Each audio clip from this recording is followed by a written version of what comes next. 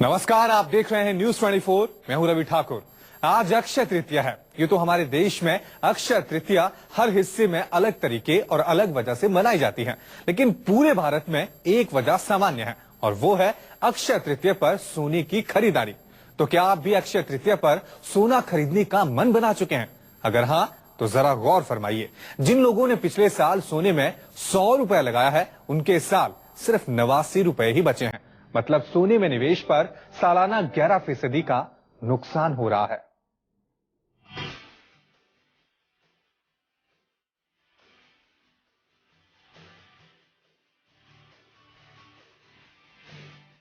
साल भर में सोने के कारोबार का सबसे बड़ा दिन होता है अक्षय तृतीया।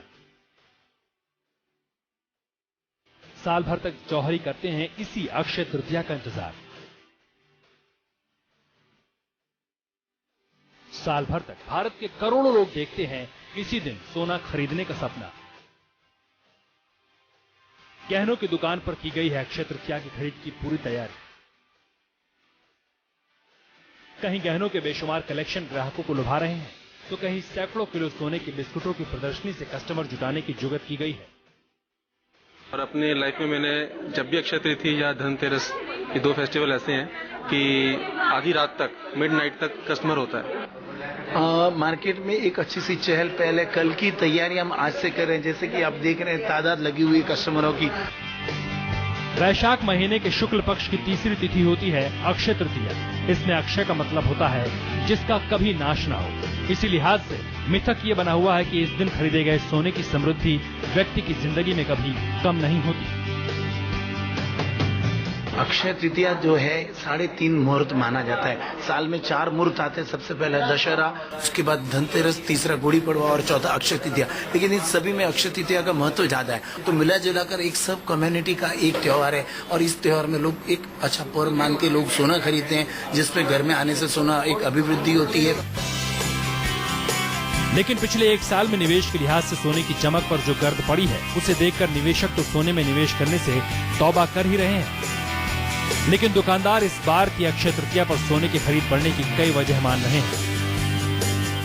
और हर साल की तरह जो मई महीने में शादियों का अंत होता था, अब ये और शादियां जून महीने के आसपास एंड तक जा रही है। तो ये सब मिला जुला के इस बार सोने में एक अच्छी सी डिमांड निकलेगी और हम कल के दिन को बहुत अच्छा देख रहे हैं। कल ज्वेलरी की भी एक बड़ी बाई होगी और जो कॉइन्स है वो भी एक अच्छे बिकेंगे, ऐसे हमारे अनुसार है। सोने का कारोबार करने वालों की इन बातों से इत्तेफाक रखने वाले हजारों लोग अक्षय तृतीया पर सोना खरीदने वाले हैं। सोने की दुकानों में एक दिन पहले ही खरीदारों की भीड़ जुटने शुरू हो चुकी है।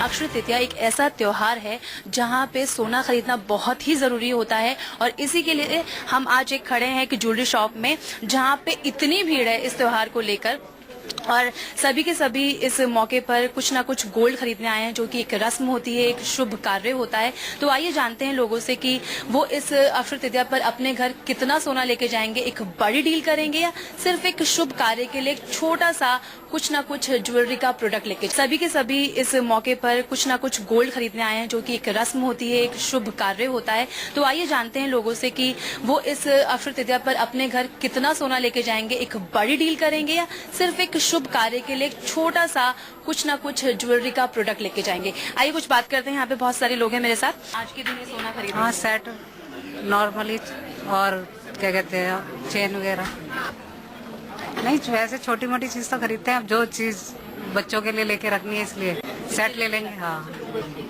मेरा प्लान है कि एक सेट खरीदना और यहाँ की ज्वेलरी बहुत अच्छी है। मैं भी सेट खरीदूंगी यहाँ से क्योंकि कल मेरा बर्थडे भी है, तो इसलिए मैं चाहूंगी कि 2 काम इकट्ठे हो जाएं। तो इसका गोल्ड का रेट बढ़ना ही है, आज थोड़ा कम है तो बेटर है। अभी ले लेंगे तो आगे इन्वेस्टमेंट काम आएगा।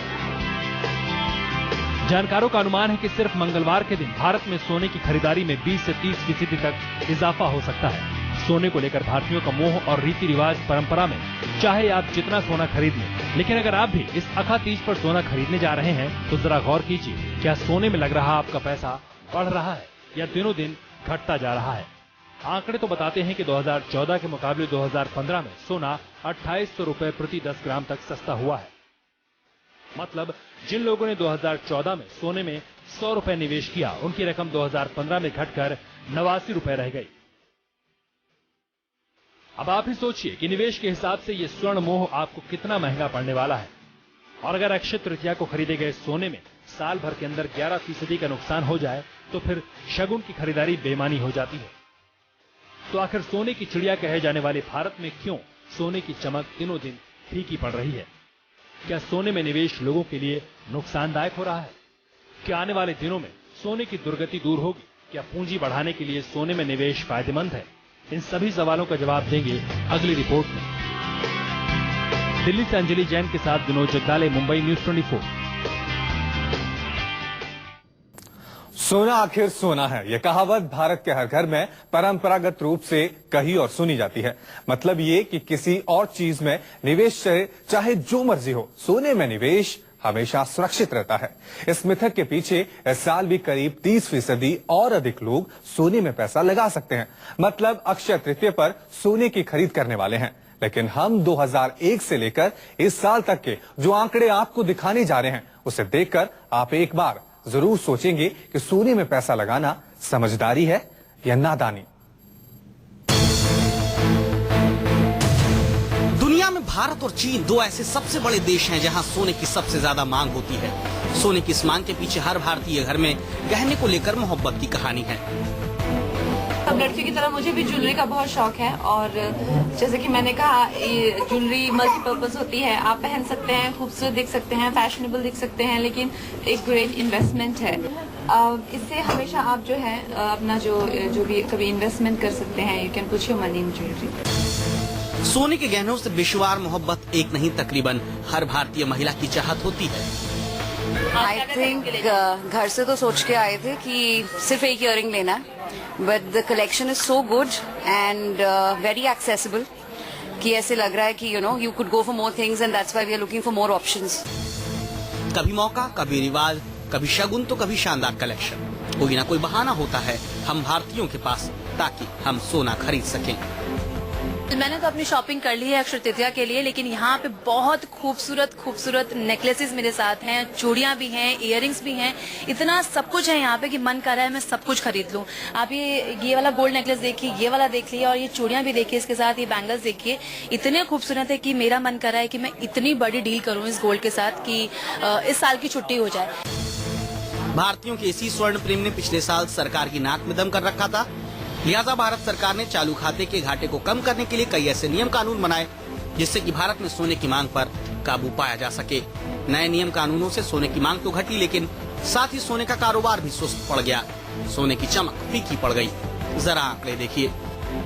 2001 में सोने में निवेश ने सालाना 13.93% का रिटर्न दिया था। 2007 तक तकरीबन सोना इतना ही छोड़ा था, लेकिन इसके बाद साल दर साल सोने की चमक फीकी पड़ती गई और 2014 में ये रिटर्न -11.37% हो गया। मतलब एक जमाना था जब 2007 तक शेयर बाजार में निवेश 16.5% का रिटर्न देता था और सोने में निवेश 16% का, लेकिन वो दिन अब नहीं आने वाले। सोना एक साल में ही करीब 3,000 रुपए प्रति 10 ग्राम तक सस्ता हो चुका है और जानकारों का मानना है कि आने वाले दिनों में सोना और सस्ता हो सकता है।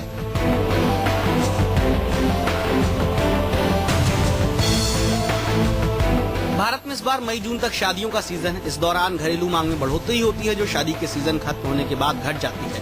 इसका असर सोने की कीमत पर पड़ेगा और अगस्त सितंबर तक सोना और सस्ता हो सकता है।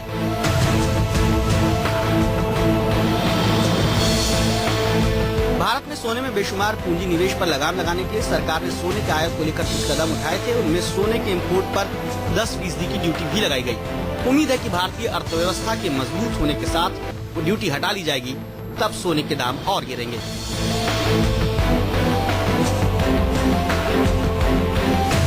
दुनिया के बाजार में सस्ते कच्चे तेल ने डॉलर के मुकाबले रुपए को मजबूती से थामा हुआ है। ऐसे में अगर पूंजी बाजार मजबूत रहा तो सोने में निवेश घटेगा, जिसका सोने के दाम पर असर पड़ेगा।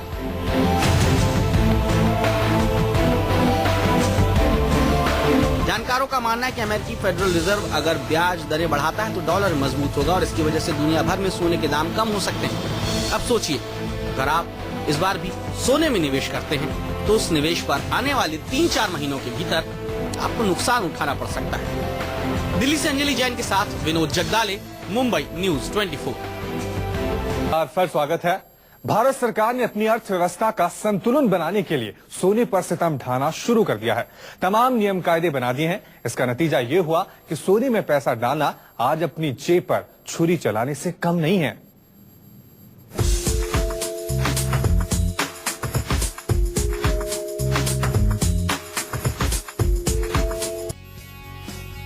भारत में सोने की फीकी पड़ती चमक की कहानी भारत की अर्थव्यवस्था से ताल्लुक रखती है। दरअसल भारत में सालाना 1000 टन तक सोना आयात होता है। इसमें बड़ी मात्रा में पूंजी डॉलर की शक्ल में विदेश चली जाती है। इसका असर हमारे विदेशी मुद्रा संतुलन पर पड़ता है।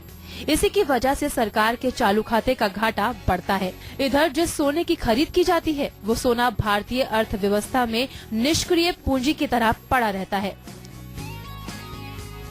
सोने की ये खरीद सरकार की अर्थव्यवस्था पर दोहरी चोट करती है। एक तो बड़ी पूंजी अनुत्पादक क्षेत्र में जाती है, दूसरा अर्थव्यवस्था को मजबूती देने में इस सोने का कोई इस्तेमाल नहीं होता।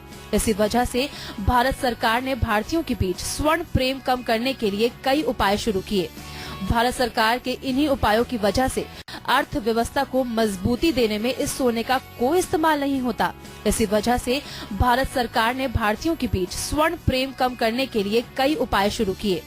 भारत सरकार के इन्हीं उपायों की वजह से सोने के दाम दिनों दिन गिरते गए और कारोबार कम होता गया। मोदी सरकार ने इस बार के बजट में प्रावधान किया है कि 1 लाख रुपए का सोना खरीदने वालों को पैन कार्ड देना जरूरी होगा। ये सीमा पहले 2 लाख की थी। इस प्रावधान के बाद सोने की खरीद बिक्री प्रभावित हुई। मांग कम होने की वजह से सोने के दाम पर असर पड़ा है। इसी साल के बजट में ये प्रावधान भी किया गया है कि घर में पड़े अनुपयोगी सोने को बैंक में रखने पर बैंक ब्याज देगा। सरकार की कोशिश है कि वो इस सोने का इस्तेमाल घरेलू बाजार में करेगी ताकि विदेशी सोने का आयात कम से कम करना पड़े। 10% की इम्पोर्ट ड्यूटी का असर हालांकि भारत में सोने को महंगा करने की तरफ हो रहा है, लेकिन इस इम्पोर्ट ड्यूटी की वजह से सोने के आयात में कमी भी आई है।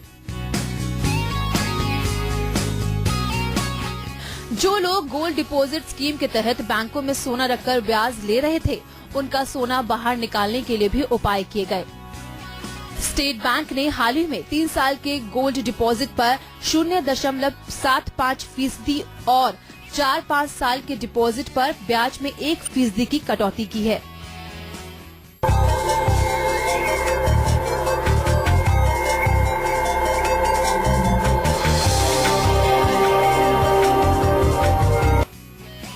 इतना ही नहीं, मोदी सरकार तो भारत के मंदिरों के पास पड़े हजारों टन सोने को भी भारत की अर्थव्यवस्था के लिए इस्तेमाल करने की कोशिश कर रही है। ऐसे में पूरी आशंका है कि सोने की चमक आने वाले दिनों में और कम होगी। लिहाजा जानकार उपाय बताते हैं कि निवेशक अपने पोर्टफोलियो में 10% से ज्यादा सोने में निवेश नहीं करे। सोने में निवेश के सेविंग फंड पर मैनेजमेंट चार्ज और एक्सचेंज ट्रेडेड फंड पर ब्रोकरेज चार्ज लगेगा, जो फायदे को कम करेगा। जानकार ये भी राय दे रहे हैं कि अगर शगुन के नाम पर सोना खरीदना ही है तो सिक्के की खरीद करें, ताकि दोबारा बिक्री के वक्त गहने में मेकिंग चार्ज कटने का नुकसान भी आपको नहीं उठाना पड़े। Bureau report, news 24। हमारी इस खास पेशकश में अभी के लिए इतना ही।